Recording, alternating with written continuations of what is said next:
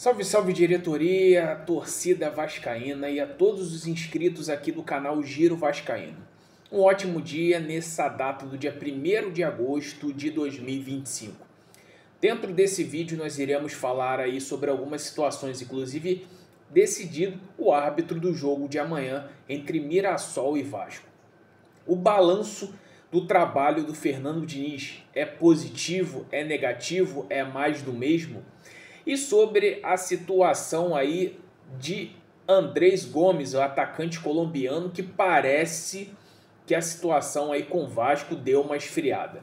Isso e muito mais aqui dentro desse vídeo. Conto com a sua presença e a participação aqui para assistir esse vídeo do início até o fim e dar aquela moral de sempre, deixar o like, se inscrever em nosso canal, ativar o sino de notificações, deixar o seu comentário sobre tudo que a gente vai dar aqui, a nossa opinião e informação, e também compartilhar e muito para mais e mais vascaínos. Vamos lá, o trabalho de Fernando Diniz vem sendo muito questionado por parte da torcida. Uma pequena maioria não vem gostando da atuação do trabalho do Fernando Diniz, muito por conta da teimosia dele em relação, por exemplo, no jogo do CSA, bancar o João Vitor como titular. Ainda mais sabendo que o Maurício Lemos e o Lucas Freitas ali não foram lá essas coisas, não entregaram a paçoca, como a gente gosta de dizer, do jogo contra o Inter. Foi mais uma questão ali de mérito do Inter ter sufocado no segundo tempo e também pela cera que ficou clara do Léo Jardim no segundo tempo, que talvez se o Vasco tivesse com 11, possivelmente o Vasco tinha conseguido aquela vitória fora de casa, que seria uma vitória muito importante. Do balanço que o Fernando Diniz teve, o Fernando Diniz perdeu para o Botafogo, perdeu para o Del Valle de 4-0, empatou com o Grêmio por 1-1, empatou com o Del Valle 1-1, empatou com o Internacional 1-1, empatou com o CSA. Então vamos colocar aí 4 empates e 2 derrotas. Fernando Diniz, depois que voltou do Mundial, não teve vitórias.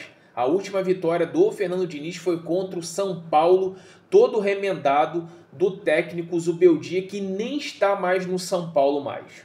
O que eu quero dizer em relação a isso? Dá para entender um pouco sobre a questão aí que simplesmente o Fernando Diniz ele vem sendo muito teimoso e sendo muito incoerente em algumas situações.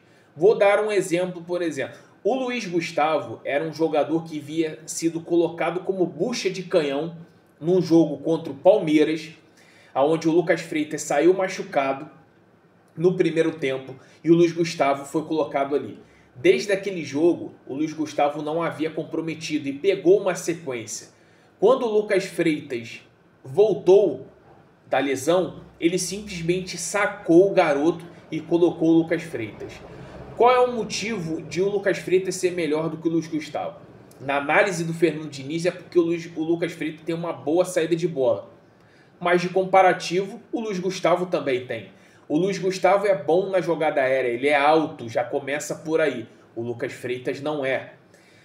Segundo, parte física, o Luiz Gustavo tem muito mais do que o próprio Lucas Freitas. E além disso, questão de desarme, de mano a mano e até mesmo em jogadas defensivas e ofensivas, o Luiz Gustavo pode aproveitar o seu tamanho de fazer um gol de bola parada. O Lucas Freitas não vai fazer isso. Então já começa uma incoerência. O João Vitor não é de hoje que precisava comer um banco ou até mesmo ser expulso do Vasco.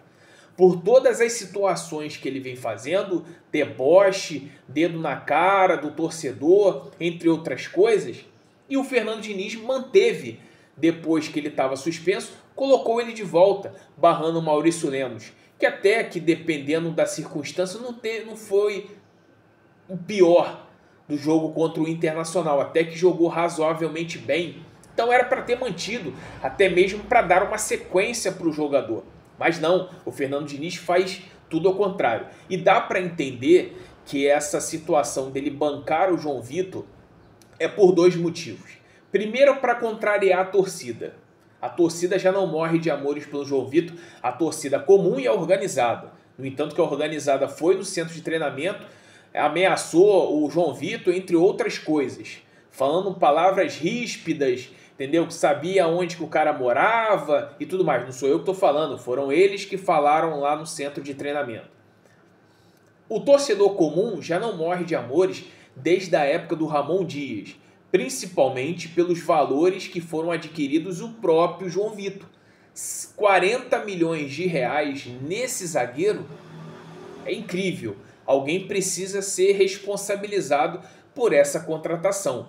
Mas como dentro do Vasco todo mundo faz o que bem entender e não acontece nada, enfim, Fernando Diniz precisa melhorar. Mas acredito eu que mesmo que se ele consiga maus resultados, a diretoria vai bancar ele, porque sempre foi um desejo de consumo do Felipe e do Pedrinho a contratação do Fernando Diniz, e não é de hoje. O Pedrinho sempre elogiava o Fernando Diniz desde a época de comentarista da Rede Globo. E não vai ser agora, como presidente, que qualquer tipo de margem de derrota ou empate ou série negativa que ele será demitido. Então, o Fernando Diniz está muito confortável na posição dele como treinador. Eu já não vejo dessa forma. Acho que o Fernando Diniz precisa ser muito questionado, mas será que isso vai acontecer? Acho difícil. Enfim, bola para frente. Vasco e Mirassol se enfrentam amanhã, tá? O jogo será apitado pelo Wilton Pereira Sampaio, que teve uma arbitragem bem polêmica no jogo da Copa do Brasil entre Corinthians e Palmeiras. Então vamos aguardar aí cenas dos próximos capítulos. E sobre a questão aí da situação do atacante Andrés Gomes, eu já vou logo adiantar para todos que estiverem ouvindo e assistindo esse vídeo. Andrés Gomes é do Rennes da França. Ele teve pouca minutagem nessa temporada. Inclusive o Rennes da França ficou abaixo da décima, se não me engano foi 12ª, entre 12ª a 14ª posição num campeonato onde que tem por domínio o PSG, que você tem ali talvez o Mônaco, o Olympique de Marseille, o Lyon, o Lille, o Nice, que de vez em quando apronta, e nada mais. Então o Rennes ficou ali entre 12º e 14º. Andrés Gomes quase não atuou. Ele atuou mais no time da Real Salt Lake City, que inclusive empatou com a América do México do Brian Rodrigues na Leagues Cup, que é uma mistura de um campeonato entre times dos Estados Unidos e time do México. Lá ele foi muito bem nesse time dos Estados Unidos, onde que ele fez bastante gol, deu bastante assistência. Quando ele foi para o Rennes da França, ele pouco jogou. Digo e repito que o Vasco, o dinheiro pouco que tem, não dá para ficar jogando no vaso sanitário e dando descargo o tempo inteiro jogando fora. O Vasco já gastou com jogadores improdutivos, como foi Lloyd, como foi Garré, como foi Max Domingues, como foi Jean Davi e como foi outros jogadores. Não dá para se desperdiçar dinheiro, ainda mais sabendo que um clube não tem captação de recursos. A diretoria não trabalha nessa captação de recursos, de trazer um patrocínio, de melhorar a questão de um patrocinador, de alavancar talvez um sócio torcedor. Não traz isso, não traz esse dinheiro. Então o dinheiro que sempre pinga é o dinheiro da televisão, é o dinheiro do sócio torcedor, é dinheiro de bilheteria, é o dinheiro de passagem de fase de Copa do Brasil. É o mais do mesmo que o clube sempre tinha. Isso aí no modelo antigo do associativo. Enfim, Andrés Gomes não vale 10 milhões de euros. Tá? Acho que com 10 milhões de euros você contrata 2 jogadores melhores do que o Andrés Gomes.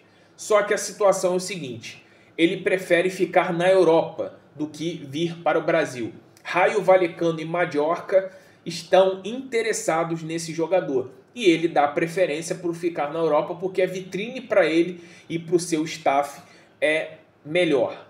Lógico que ele não descarta num primeiro momento o Vasco por ser uma segunda opção de voltar ao mercado brasileiro. Mas ele dá preferência para ficar na Europa. E o Rayo Vallecano, que é uma equipe mediana da Espanha, que lutou até ficar na primeira divisão, parece que está bem próxima aí da contratação desse atacante colombiano Andrés Gomes. Então é essa a notícia e informação desse jogador, tá? Encerramos o nosso vídeo com isso. Amanhã estaremos de novo com o nosso vídeo. Hoje, às 5 horas da tarde, teremos live aqui para a gente bater um bate-papo aí, uma resenha entre amigos vascaínos. Conto com a sua presença. Um grande abraço para todos. Não deixe de seguir o nosso canal, se inscrever, ativar o sino de notificações, deixar o seu like, deixar o seu comentário, compartilhar. E caso você queira também ajudar o canal financeiramente, se torne membro. R$ 2,99 não vai doer no seu bolso. É melhor do que você ajudar aqui o nosso canal ou do que você passar raiva com o nosso poderoso da colina. Um grande abraço para todos, aguardo todos vocês às 5 horas da tarde aqui no Giro Vascaíno na nossa live de sexta-feira.